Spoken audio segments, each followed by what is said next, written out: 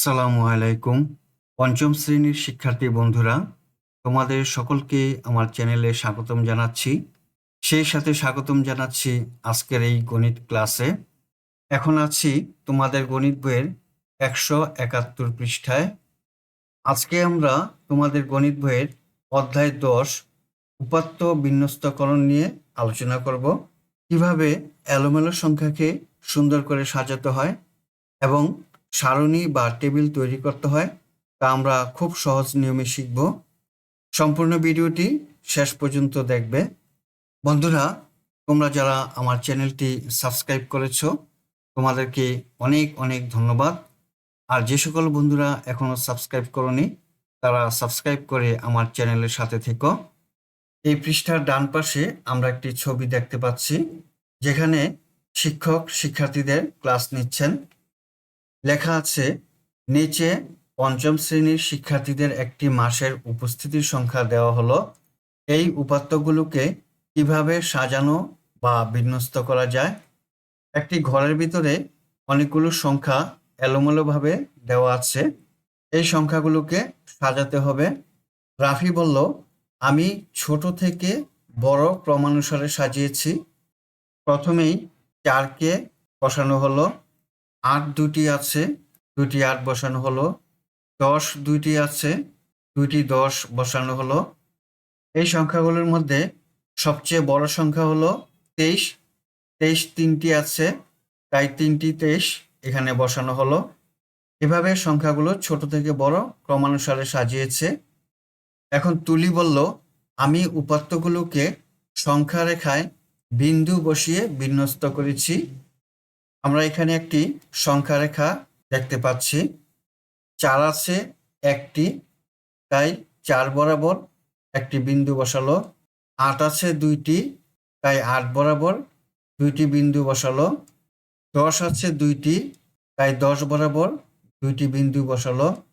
12 আছে একটি, 12 বরাবর একটি বিন্দু বসালো। 14 আছে 2টি, তাই 14 বরাবর 2টি বিন্দু বসালো। 15 আছে 3টি, তাই 15 বরাবর 3টি বিন্দু বসালো।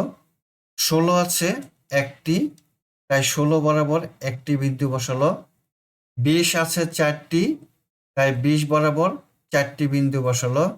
21 আছে 2টি, তাই 21 বরাবর 2টি বিন্দু বসালো। 23 আছে 3টি, তাই 23 বরাবর 3টি বিন্দু বসালো। এবার রাফি বলল, আমরা এই উপাত্তগুলো নিয়ে একটি সারণী তৈরি করতে পারি। তুলি বলল, উপাত্তগুলোকে নির্দিষ্ট ব্যবধানে গুচ্ছ বা শ্রেণী করে প্রকাশ করা যায়। চলো আমরা পরবর্তী পৃষ্ঠায় দেখি। এখন আছি 172 পৃষ্ঠায়। আমরা এখানে 5 ব্যবধানে একটি সারণী দেখতে পাচ্ছি।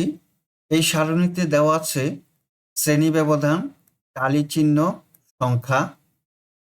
1 থেকে 5 পর্যন্ত সংখ্যা আছে একটি, সেই জন্য 1 থেকে 5 ব্যবধানে টালি চিহ্ন দেওয়া হলো 1 এবং সংখ্যা বসানো হলো 1।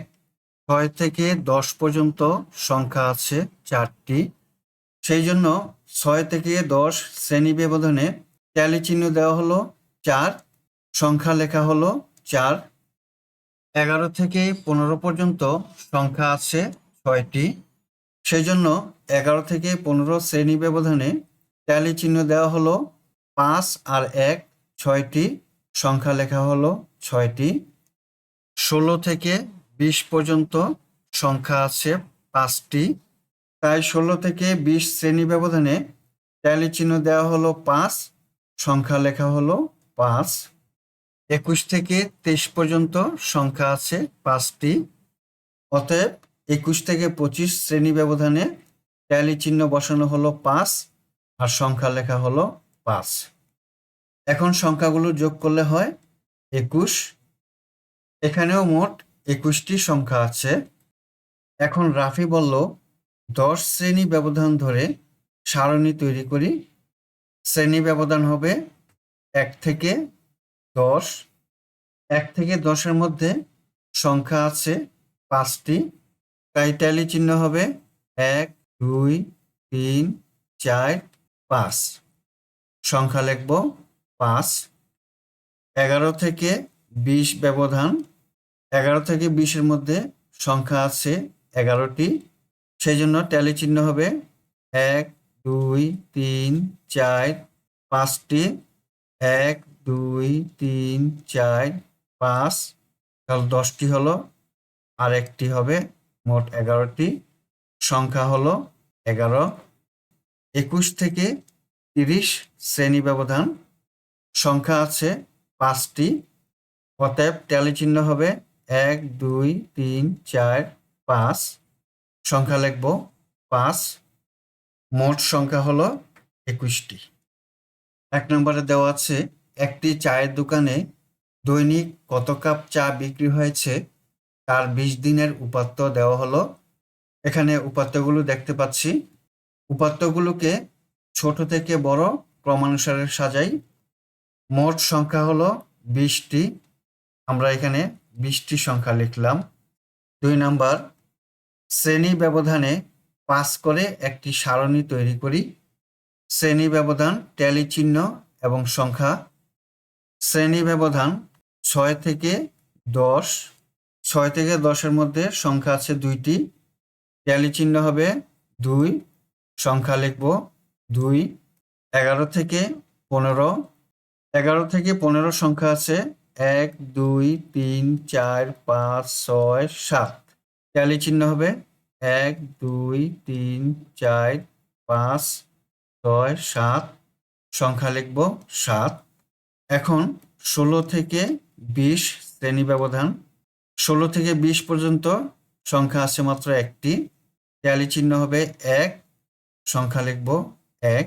21 থেকে 25, 21 থেকে 25 আছে 1, 2, 3, 4, 5, 6, 7, 8, 9, 10, 10টি সংখ্যা, ট্যালি চিহ্ন হবে 1, 2, 3, 4, 5, 1, 2, 3, 4, 5, 10টি হলো, সংখ্যা লিখি 10।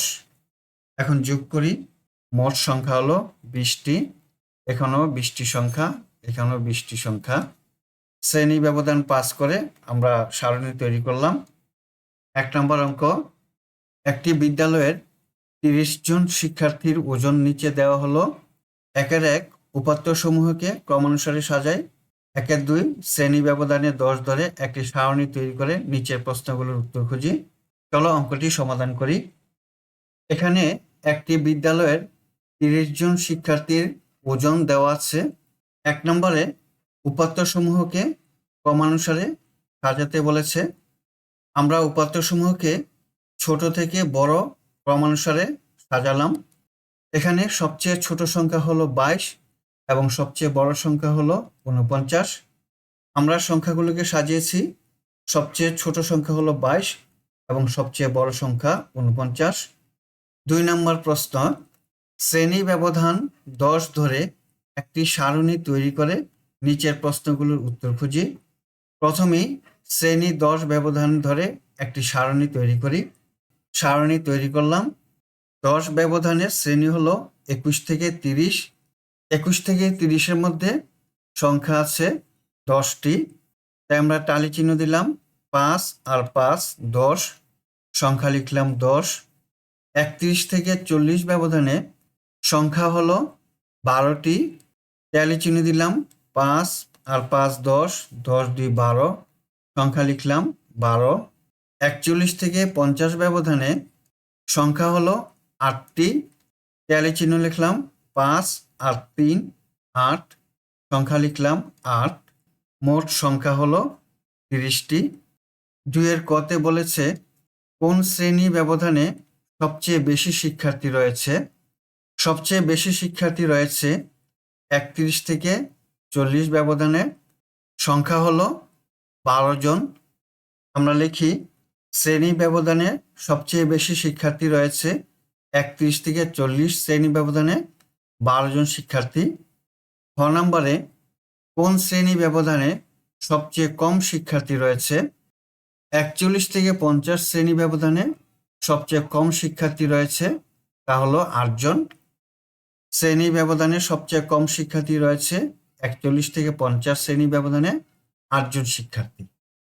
বন্ধুরা, আমরা এতক্ষণ তোমাদের গণিত বইয়ের 10ম অধ্যায়ের 171 এবং 172 পৃষ্ঠার অঙ্কগুলো সমাধান করলাম। আজ তাহলে বিদায় নিচ্ছি।